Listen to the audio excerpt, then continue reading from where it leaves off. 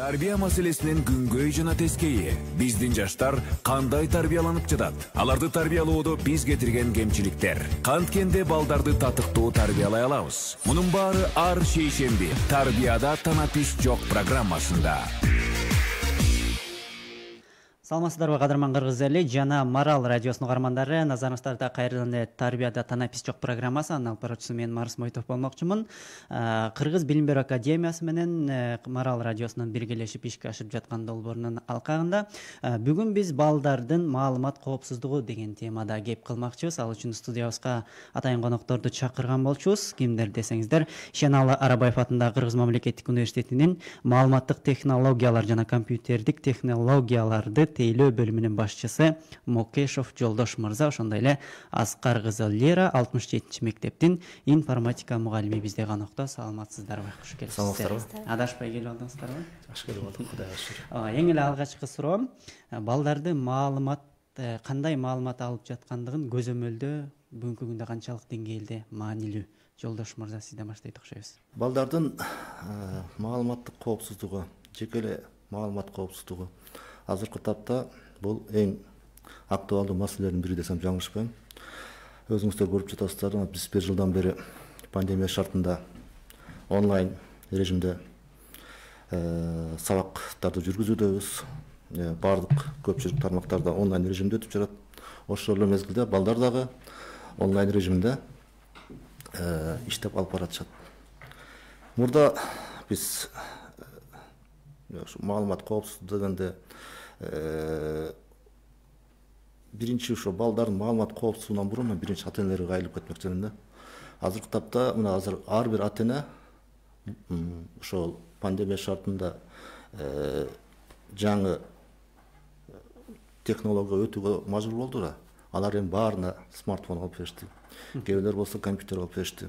Бирок ошону алып берип жатып, ата-эне ошо балдардын маалымат коопсуздугу жөнүндө маселени экинчи планга коюп койду да.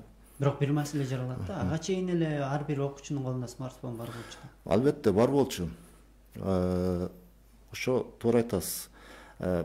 Бул проблема мурда да болуп келген, а балки азыр пандемия шартында мындан да кененирээк, көбүрөөк болду деп сен жаңылышпай болушуң керек да.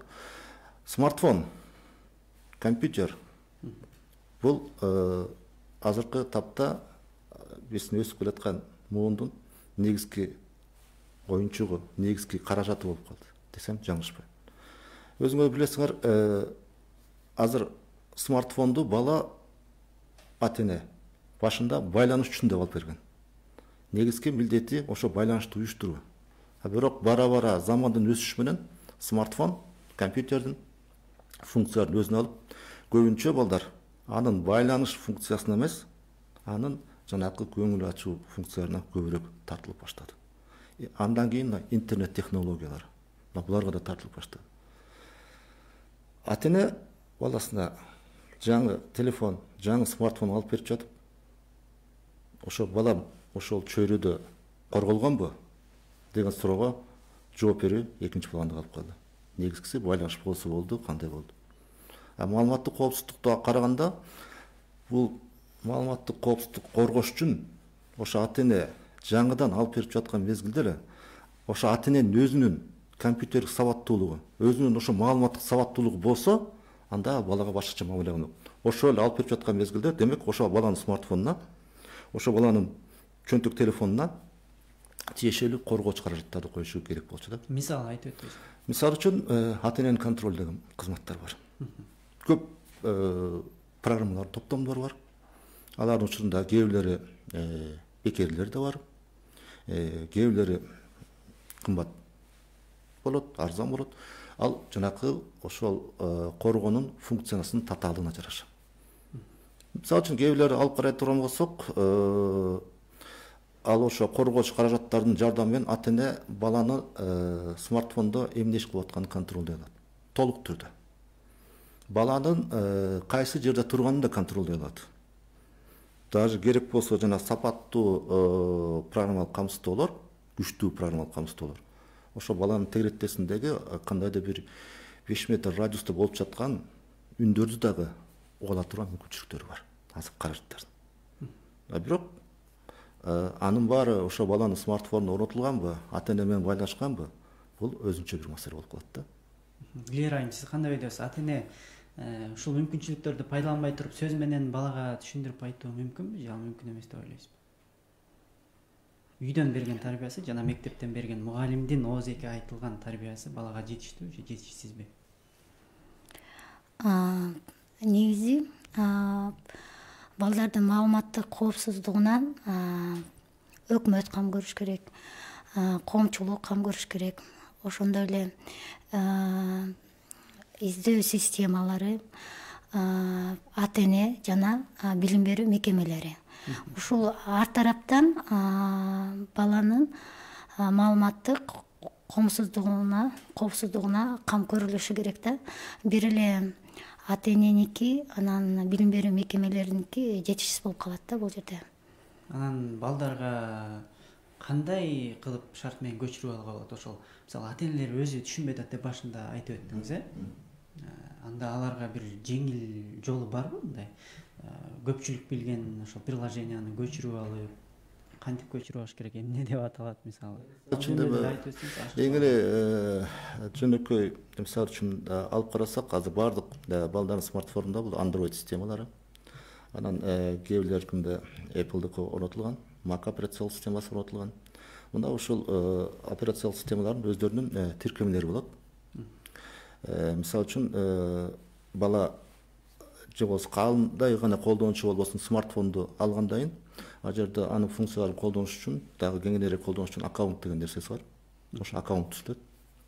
Ошо аккаунттун жардамы менен биз ошол смартфондо болуп жаткан иштерди, аткарылып жаткан, көрүлүп жаткан видеолорду тастыктап көрө алсак болот. Алардын бири мисалы үчүн Family Link деген атайын программа бар.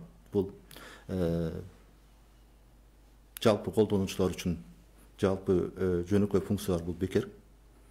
Аны жөнөкөй эле ошол смартфону Play Market'нан бөлүмүнөн өзүнө смартфонуна көчүрүп алып, бул учурда ата эне өзүнүн смартфонуна коет биринчи, андан кийин баланыкына коет. Орнотуп жаткан мезгилде эки функциясы бар: ата эне деген функциясы, анан бала үчүн деген функциясы. Экөөнү байланыштырат деле бүттү. Баланын смартфонуна чектөөлөр киргизип койсо болот. Даже керек болсо убактысы менен бөлүп койсоңуздар болот. Канча убакыт колдонуш керек, саат канчадан канчага чейин колдонуш керек, кайсы тиркемелерди колдонуш керек жана башка ушундай бир мүмкүнчүлүктөрдү пайдаланса болот. Бирок ошол приложенияны бала өзү орнотуп бербейби ата энеге? Бул экинчи маселе. Бул башка маселе да. Туура айтасыз, бала орнотуп бербейби деп. Азыр мен жана башында бир айтып өтпөдүмбү? Ата эненин ушу компьютерлик сабаттуулугу, ата эненин ушу маалыматтык сабаттуулугу. Бул азыркы биздин коомубуздагы башкы маселелердин бири болуп калды. Мына пандемия өзү аны далилдеп койду. Азыр мен айтып калам, азыркы ушул өсүп келаткан балдар, бул орусча айтканда поколение Z деп коет да, Z муунун балдары. Булар мына төрөлгөндөн баштап, кичинекейинен баштап смартфон менен төрөлүп, мына смартфон менен иштеп келатышат. Поколение Z деп коет да. Даже сиз айткан туура эле, ошол керек болсо ошо бала ата энесине үйрөтүшү мүмкүн. Биз айта албайбыз да, мисалы үчүн баардык эле ата эненин баары компьютерчик, баардык эле ата эненин баары информатик дегенден алысмын да. Ар кимиси ар кандай. Ошондуктан бул жерде маселе ошол ата эненин биринчи ошо баласына компьютердик сабаттуулук, ошо маалыматтык сабаттуулук, ошо коопсуздук тууралуу түшүндүрүүдөн мурун ошо ата эне бир сыйра ошол тууралуу маалымат алса жакшы болмок да. Маалымат алса жетиштүү деңгээлде үйрөнөт деген ойдосузбу, Лейра эже? Сиз кандай ойдосуз? Кантип баларга маалымат жеткиребиз болбосо? Негизи биз мектептен маалыматтык сабаттуулукка, маалыматтык маданиятка жана маалыматтык коопсуздукка байланышкан темаларды өтөбүз информатика сабагынан. Ошондой эле ачык сабактарда өтүлөт да.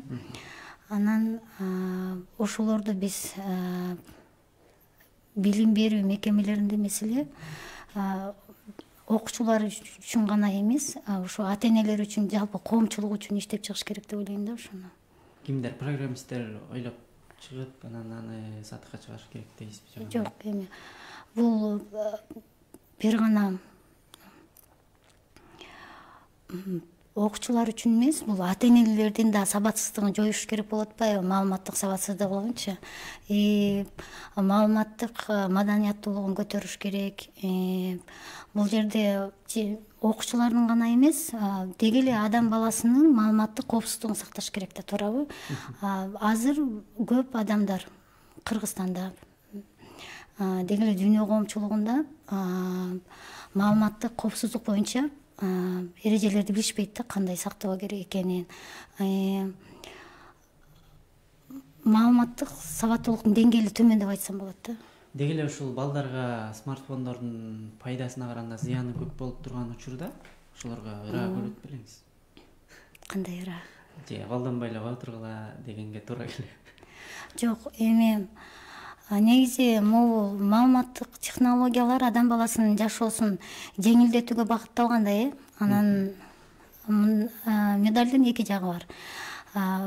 Пайдалуу жагы менен зыяндуу жагы да бар да. Анан ошон үчүн биз ошол пайдалуу жагын көбүрөөк алып, зыяндуу жагын минималдаштыруу үчүн биз маалыматты сабаттуу болушубуз керек. Маалыматтык маданиятты эрежелерин билишибиз керек. Коопсуздук сактоонун эрежелерин билишибиз керек. Ошону биз коомго жайылтышыбыз керек. Ушул ата-энелик көзөмөл иштейби негизи?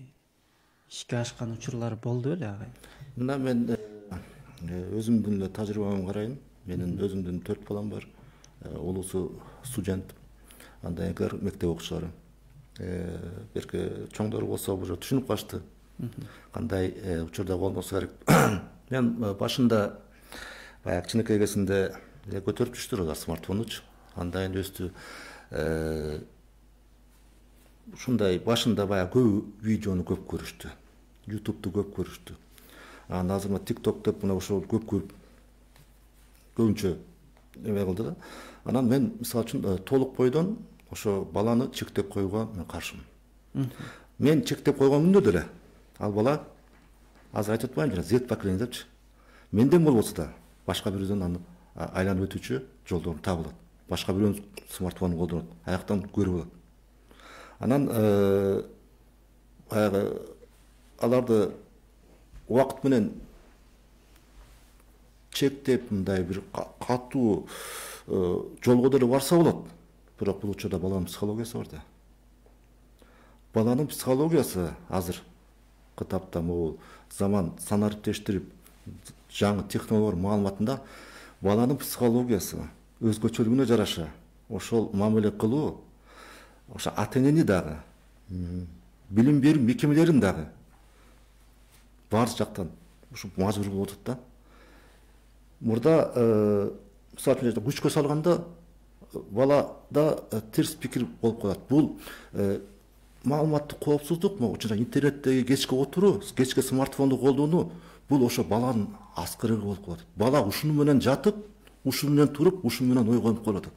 Андан кийинки болгон маселелер, сабакка болгон кызыгуу, үйдөгү даже керек болсо азыркы кээ бир балдар эчке чыгып ойнобой калды. Эчке чыгып ойносо да телефонун көтөрүп барып кетет. Азыр бизде коомдо болуп жаткан чогуу отуруп PUBG ойношот э. Бул болуп жаткан бир көйгөй да. Анан буга бир чети биз ата-энелер дагы күнөөлүүбүз да. Мына кичинекейинен ошо смартфонду карматып коюп атабыз. Демек бала ошол менен өсүп, смартфон деп туруп аяктан башында жанакы мультфильмден башталат. Андан кийин смартфонду колуна атып койсок, ичинен ачып алып, дагы бирдекелерин ачып алат бала. Дагы бирдекелерин ачып алат. Бул жерден ошо кичинекейинен ата-эне менен бала, мугалим менен бала, мисалы үчүн мектепте көпчүлүк учурда мугалим бала где-то бир 6 саат, 7 саатын өткөрүп атпайбы мектепте. Анан калган бир 6 саат, 7 саат үйдө. Максимум мисалы үчүн 12 саатты алып бара турган болсок, калган 12 саат мисалы үчүн уйку деп кое турган болсок.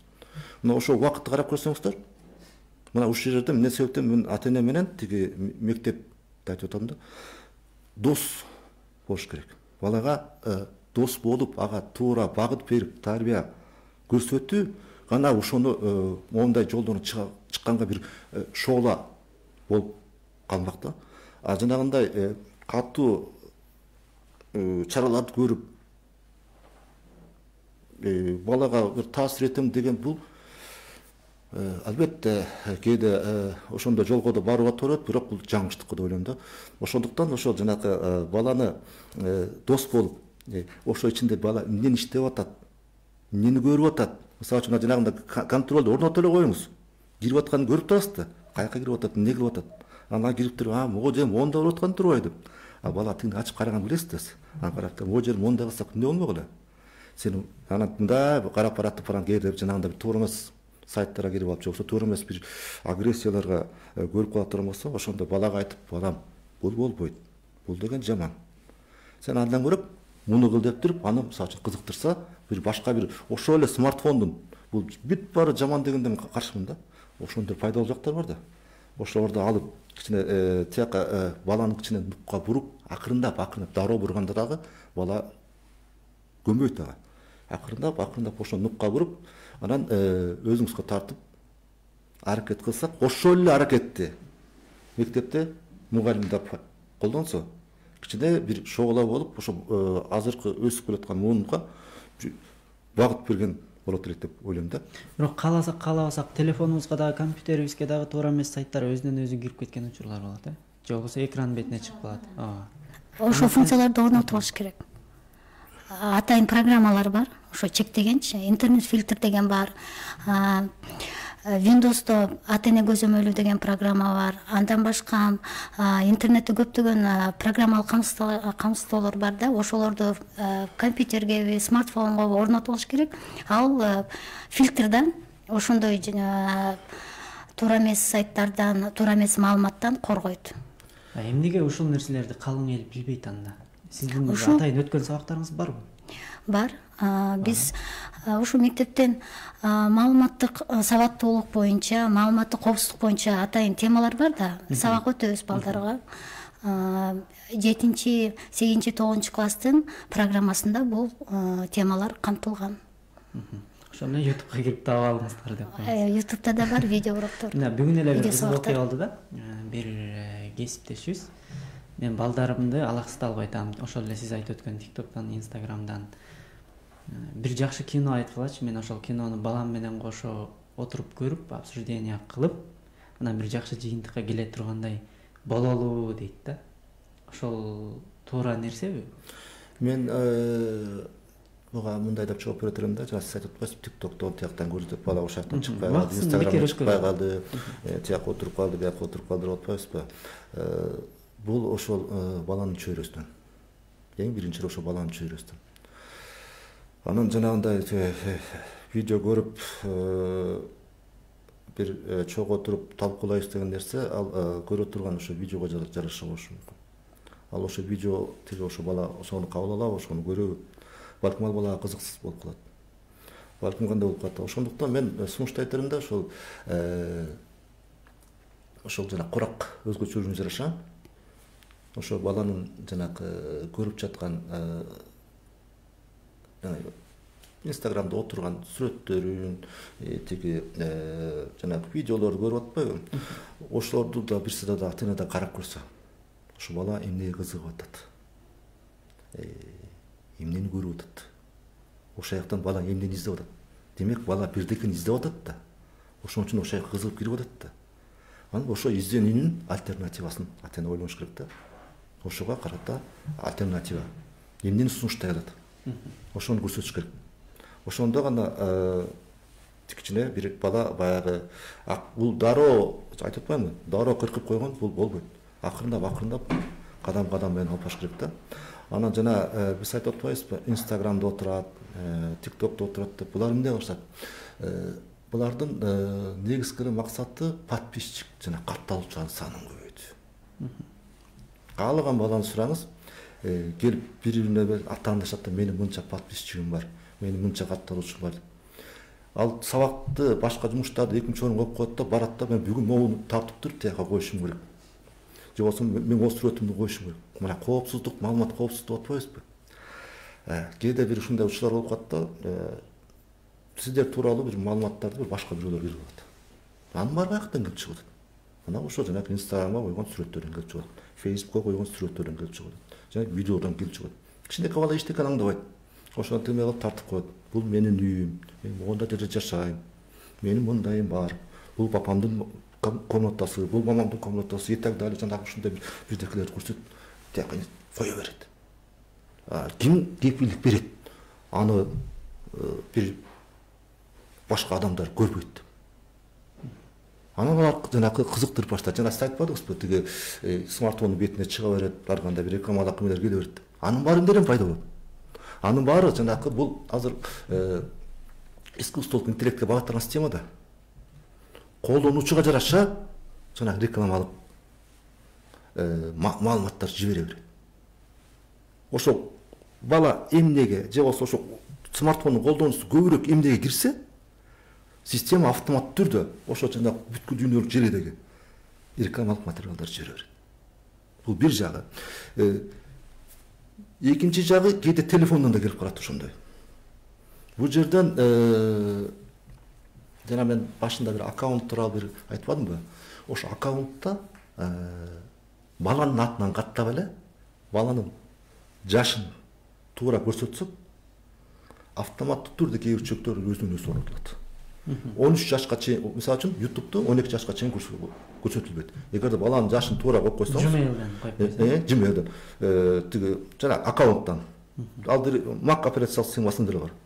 Коюп койсоңуздар, туура жашы менен киргизип койсо, бүттү ал ошол жаш өзгөчөрүн жараша гана көрсөтүлөт. Биз кандай кылабыз? Өзүбүздүн аккаунтту ачып берип коебуз. Же болбосо бир келет да, могу көрсөтпөйт деп коебуз, деп турат, тияны алып туруп жашын өзгөртүп коебуз. Жашар тиги баланы тиги жашын чоңойтуп коебуз. Анан өзүбүз шарт түзүп берип атпайбызбы? Жанагындай башка бир маалыматтарды ачууга, башка бир жайларга кирүүгө өзүбүз шарт түзүп берип атпайбызбы? Анан мындай дагы ойлор айтылып жүрөт да. Бүгүнкү күндө балдарга тарбия берүүдө ата-энелердин башы аябай айланып калды. Эмне кылдан баштаарын билбейт. Же өздөрү түшүнбөйт, сиз айтып өттүңүз. Эмнеден берерин. Ошол учурда балдардын өзү менен эле иштеш керек деп айтат да. Бирок жетишсиз деп атпайбызбы? Ал канчалык деңгээлде туура болуп калды ошондо? Жок. Бул жерде менин оюмча балдардын гана сабаттуулугу эмес, ата-энелердин да сабаттуулугун жоюш керек. Маалыматтык сабаттуулугу үчүн. Анткени ошол эле ата-энелер фейктер жөнүндө маалымат алышы керек. Ошол эле ата-энелер фишинг жөнүндө билиш керек. Ошол эле ата-энелер спамдар жөнүндө билиши керек. Ошол эле ата-энелер жана агай айтып өткөндөй функциялар жөнүндө, программалар жөнүндө билиш керек. Бул жерде биринчи окуучулардан да мурун ата-энелердин сабаттуулугун көтөрүш керек го дейм. Мына азыр өзүңүздөр билесиздер, социалдык тармактар аябай көп таралып, көп колдонуп жүрөт. Могу сабактар өтүүдө дагы социалдык тармактардын ролу азыр чоң болуп жаткан мезгил. Көпчүлүк мектептер WhatsApp тиркемесин колдонуп сабак өтүп жатышат. Мен жанагы берки видеолорду баягы айтпадым, көп массалык, айрыкча айыл жеринделер. Анан ошондой эле айыл жеринде болобу, же кайсы жерде болот, көп топтор ачылган ошо WhatsApp группалардачы. Мен ойлойм да, бир ушундай бир маалыматташтыруу бир компаниясын жүргүзүш керек да. Мисалы үчүн аларды ошо ата-эненин өзүнө да кызыктар болуш керек да. Кээде бир ушундай бир маалымат келет, ошо социалдык тармактар аркылуу. Анан кээ бир аны түшүнбөй эле, же болбосо аягына чейин окуй эле, бүттү. Бир туура эмес маалымат болсо тепкилеп жатып калат. Жакшы маалымат болсо деле ошондо бир каршы пикирлерин айтып эле, бир кандайдыр бир нуп, кандайдыр бир социалдык тармактагы бир бири-бирине тирешүү, бири-бири менен бир эле бир ушундай бир учурлар көп байкалып жатат да. Анда ошондо блогерлердин бир жоопкерчилиги көбүрөөк десек болот окшойт. Туура айтасыз. Анан мен ушуну жанада бизде Телеграмда, WhatsApp'та шу информатик мугалимдердин чоң тобу бар. Ошондой эле мен физик мугалимдердин тобунда турам. Жана башка математика бир канча мугалимдердин тобунда Телеграмда катталган да. Анан бүгүн ушундай бир кызык маалымат келди. Эми ошодон бир мугалимдин бул бир ички бир мындай бир айкырыгы сыяктуу бир ушундай бир эме болуш керек да, крик душу деп коет го орусча айткандачы. Ошого жазып атат, ошо президентке, азыркы президентке кайрылып жазып атат да, ушу биздин балдар сабакка кызыкпай калды. Бүт баары смартфон болуп калды. Турса бассалар смартфон болуп калды. Ошол жакта оюн болуп калды. Ушуга бир чара көрбөйбүзбү? Ушул жанакы провайдерлерге кайрылып, ушуларды жаппайсызбы деген бир кайрылуу кылды да. Мен деле ал мугалимди колдомокчумун. Ушу мамлекет тарабынан кандайдыр бир чектөөлөр мыйзамдаштырылса, кандайдыр бир ушул жанакы туура эмес маалымат тараткан адамдарга карата кандайдыр бир ушу мыйзамдык чектөөлөр киргизилсе, бу да болсо ошол биздин азыркы санаа иреттештирүү заманындагы коомго болгон бир жардам болот деп ойлойм да. Антпесек азыр мына бүт эркин, эч ким сизге гарантия бербейт. Мына менин балам, эжекенин баласы, сиздин балаңыз кандай сайтка кирип атат, аны кандай кылып атат, эч ким гарантия бере албайт. Эгерде биз ушу мамлекеттик бир программа кабыл алып, ошол чектөөлөр киргизбесек, келечеги мындан да бир начар жыйынтыктар келип кала болсо деген ой болуп атат. Мына азыр жеке баланын психологиясы бузулбай, анын ден соолугу да бузулуп атат. Мына атайын министрлик тарабынан бекитилген СанПин деген бар да. Бала компьютерде мынча отуш керек. Ал жанагы курак категориясына жараша 7 жашка чейин жарым саат, 7 жаштан 12 жашка чейин 1 саат, 12 жаштан 15 жашка чейин 1,5 саат. Бирок ошондо да ортосундагы тыныгуулар менен. А бизде кандай болуп атат? Эң эле жөнөкөй мына өзүмдүн эле баламдыкын алып карап көрсөм, бүгүн мына мен аны менен азыр үйгө барып кондо сүйлөштүм. Балам, сен бүгүн чектен ашып кеттиң. 4 саат, 5 саат көрүш деген бул эмне? Карабайсызбы? Мына ошондой нерселер болуп атат. Бул жанакы бир жалпы ошол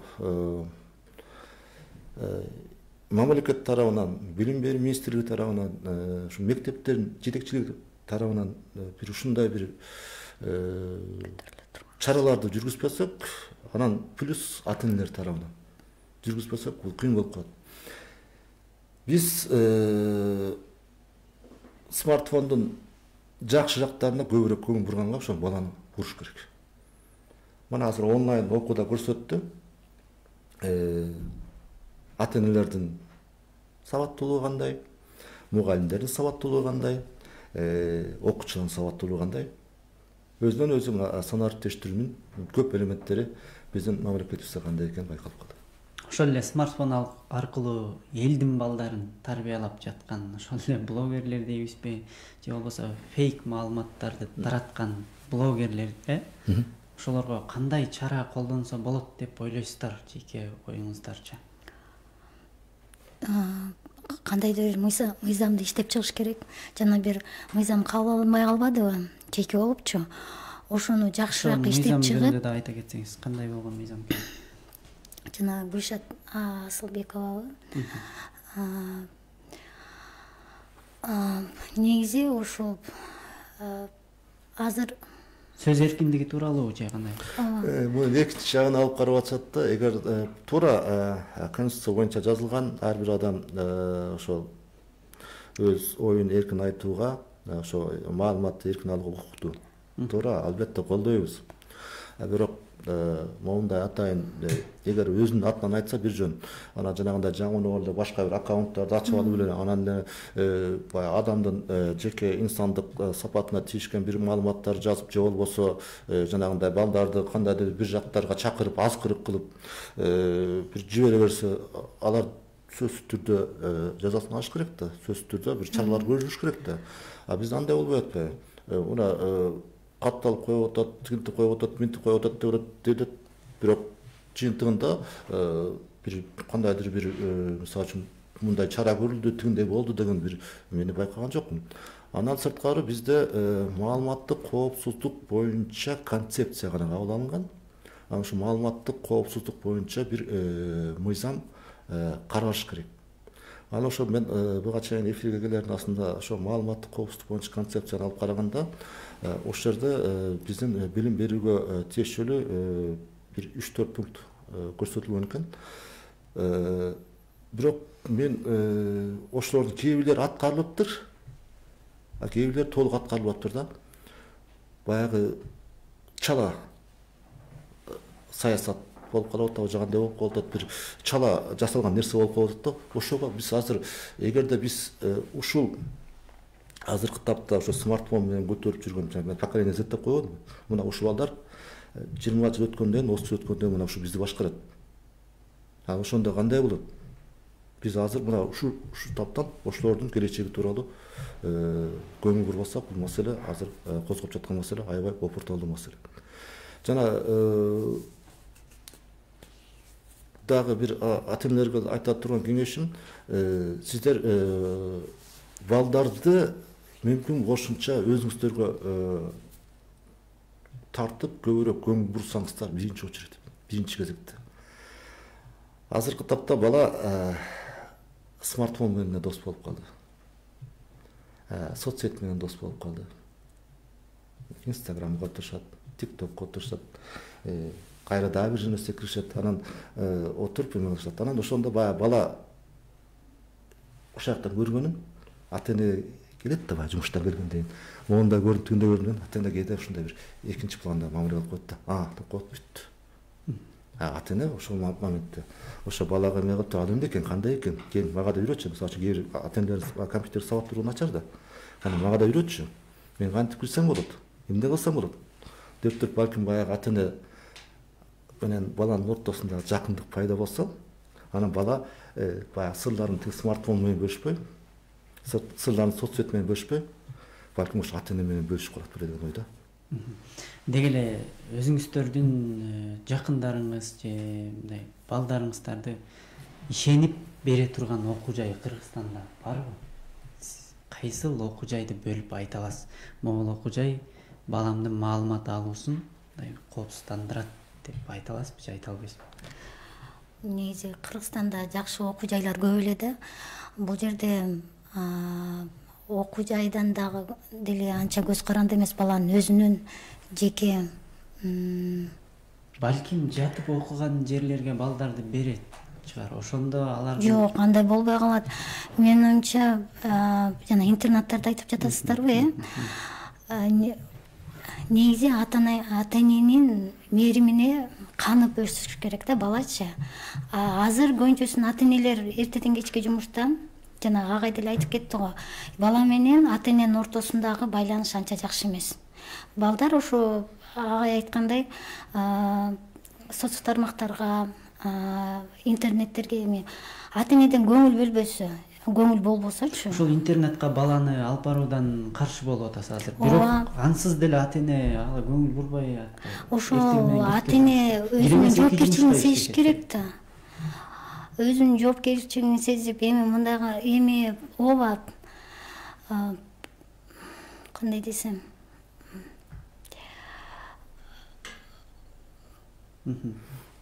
каражат жагын ойлоп жатышат да, бирок бул жерде эң биринчи бала мээримге муктаж да.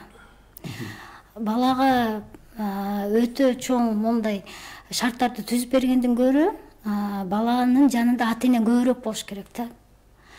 Мисалы көбүрөөк материалдык шарттар түзүп бергенге караганда азыраак эле материалдык шарттар түзүп берип, андан көрө ошол убактысын баланын жанында болуп, баланы мээримине сугарып өстүрүш керек да ата-эне деп ойлойсуз. Ушинтип ойлойм. Азыркы балдардын көбүнчөсү ата-эненин мээримисиз өсүп жатышат. Ошол эле учурда мугалимдерди бир өз ишине жетиштүү деңгээлде жакшы мамиле кылып атат деп айта аласызбы же аларга да айтчу сөзүңүз барбы? Эми 5 кол тең эмес. 5 кол тең эмес. Ар кандай мугалимдер бар да. Өзүнүн ишине өтө чоң жоопкерчилик менен караган. Жобо бар да. Эми биз мугалим болбосок, балдардын психологиясы жөнүндө атайын окубасак, алар билет экен, окуйт экен, алар түшүндүрүп айта алат деген бир ойлорду да ата-энелер айткан учурлар болот да. Жок, эми мындай карагандачы, бул жерде мугалимдин да жоопкерчилиги чоң, ата-эненин да жоопкерчилиги чоң. Мугалим да өзүнүн жоопкерчиликтерин билиш керек. Анан бала көбүнчөсүн үйүндө болот да. 5-6 саат мектепте болот. анан үйдө көбүрөөк болуп жатпай туурабы? Ошондуктан бул жерде ата эне да өзүнүн милдеттерин так аткарыш керек. Мугалим дагы ошол эле учурда баланын эң жакын адамы болуп өзүнүн жоопкерчиликтерин сезе билиши керек да. Негизи сөз менен айтып эмес, мындай кыймыл аракет менен көрсөтүүдө анан бала ошого күзгү болуп берет эмеспи? Ошол учурда ата эне чындап эле өзүн оңдоо тууралуу мындай кандай кадамдарга барса болот? Жумушу менен кошо эле иштебей койсо анда багыш керек да үй бүлөсүн. Азыркы шарт, азыркы жашап жаткан мезгил албетте ата эне үчүн да оор. Ата эне үйдү караш керек, үйдү багыш керек, ошо балдарды чоңойтуш керек, аларды камсыздаш керек. Ошол учурда балага да көңүл буруш керек. Ошол учурда ошо баланын эмне кызыктырып жатат, кандай болуп атат, мектебинде эмне болуп атат деп баягы бұрын сурап койчу да. Азыр болсо баягы дагы андан да тереңирээк жана ошол эмнеге кызыгат. Анан азыркы тапта мына азыр кичине баягы эпидемиологдук абал кичине шарт баягы балдарды кружокторго жиберүүгө, балдарды башка бир секцияларга жиберүүгө мүмкүнчүлүк түзүлүп баштабады кичинеденчи. Ага чейин балдар үйдө эле камалып жатып, алардын эрмеги эле ошо телевизор, смартфон, компьютер болуп калган. Ошол башка бир кружокторго, ошо секцияларга жаздырып баланын кызыкчылыктарын, кызыгуусуна жараша. Ошо мына мисалы үчүн менин кызым, мен асма папа азыр мени корей тилине жаздырыңызчы. Мен корейче үйрөнгүм келет. 8 класс окуйт. Эмне кандай кылдың десем, мен ушундай корейче үйрөнүп, мен өзүмдүн денемди мындан ары уланткым келет деп экөөбүз кеңештик. Хорошо, макул. Мен ошо уюштуруп эме кылайын дедим, бирок азыркы меники тынчсызданып жаткан мезгил вот абал. Эгер бул абал болбогондо, мына ошондой шарттарга кылып, баланы башка бир секцияларга жаздырып, мисалы эркек балдарды жана күрөшкө, таэквондо, жана башка сууга сүзүүгө, жана башка кыздарды болсо жанагындай курстарга, тикмечиликке, же болбосо үй шартында деле ошо баягы тамак жасаганга көндүрүп, ошо жанына алып отуруп, мындай кыл, тиңдей кыл деп, даже керек болсо ошо смартфонду ачып алып кел, могу тамакты чогуу жасайлы, экөөбүз мону карачы баягыдан. Эме кылалы деп. Мына бүгүн ошо тамак жасадык. Кел, эмкиде сен бир жакшы бир тамактын рецептин тап, анан экөөбүз отуруп чогуу жасайлы. Атаң жумуштан келет, атаң жумуштан келгенде ошо тамакты эме кылып, анан ошо жерде баягы келгенден кийин чогуу отуруп, мына мону жасадык, мондай экен, мындай кылдык деп. Ошол учурда эркек балдарды жанагындай интернетте бир жакшы жактар бар да, жанагы уяны кантип жасаш керек, мисалы үчүн. Жаз келет, чыгычтар уян жасаш керек. Уян неге жасалат? Коргош керек. Буларды өлтүрбөш керек. Мындай деп туруп, баягы көрсөтүп, бала менен чогуу жасап аракет кылса, мисалы үчүн. Бул да болсо бир жакшы жактарга бармакта. Мисалы үчүн жанагы госструктурада иштеген адамдар, булар 5-6 күн бош болот. Мына ошо 2 күндө мисалы үчүн арна койсо болот. Бирок мен жанагы күнүгө иштеген ата-энелерге кырдаалдан чыгуу үчүн аларга да бир сунуш айтат элем да. Албетте жашоо керек, албетте иштеш керек, албетте үйлөнүп алыш керек. Бирок ошондо дагы жок дегенде жумасына бир күндү ушул бала менен бөлүп, ошо балага бир арнап,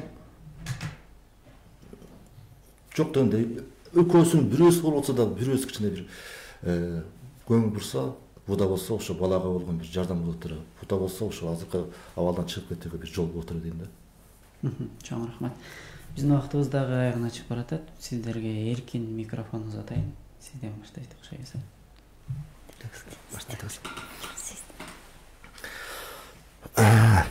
Биринчиден ошо атайын эфирге чыгарып, ушул атайын тема боюнча оюңузду бөлүшүп кетиңиздер деп чакырганыңыздар үчүн чоң рахмат. Ошондой эле Кыргыз билим берүү академиясынын жамаатына дагы ыраазычылык билдирем. ушундай атайын долбоорду уюштуруп, буда болсо жана жогоруда биз айткан маалыматташтыруу, ошо маалыматты элге жеткирүү саясаты болуп жатпайбы? Ошондой бир долбоорду ачканда мен абдан кубанычтамын. Бул долбоор дагы алдыга жыла берсин. Иштерине ийгилик каалабакчымын. Анан ушундай долбоорлорду баягы ар бир шейшембиде жумасына бир кылбай, мүмкүн болушунча көбүрөөк уюштурса, балким жакшы болот деген учур. Сунушуңуз үчүн чоң рахмат, эске алабыз. Чоң рахмат. Лира айым. Сизге эркин микрофон. Кыргыз эл менен коштошуп, каалоо тилегиңиз болсо айтып калсаңыз болот. Биринчиден ушул бүгүн студияга чакырып ушундай шарт түзүп бергениңиздерге чоң рахмат. Балдар биздин келечегибиз. Балдардын көйгөйлөрү бир гана ата-эненин эмес, бүт коомчулуктун, мамлекеттин көйгөйү. Ушундай көйгөйлөрдү көтөрүп чыкканыңыздарга чоң рахмат. Аны чогуу чечкенге аракет кылышыбыз керек. Кыргыз элине өнүгүп өсүгөнү каалайм. Элибизде тынччылык, бакубат жашоо, жакшылыктар болсун. Чакыруубузду кабыл алып келип бергениңиздер үчүн чоң рахмат. Биздин берүүбүз дагы соңуна чыгып баратат. Бизде конокто Мокешов Жолдош мырза жана Аскар кызы Лера эжекебиз конокто болду. Кайрадан эфир аркылуу амандашканча сак саламатта туруңуздар. Тарбия маселесинин күнгөй жана тескейи. Биздин жаштар кандай тарбияланып жатат? Аларды тарбиялоодо биз кетирген кемчиликтер. Канткенде балдарды татыктуу тарбиялай алабыз? Мунун баары ар шейшемби тарбияда танапис жок программасында.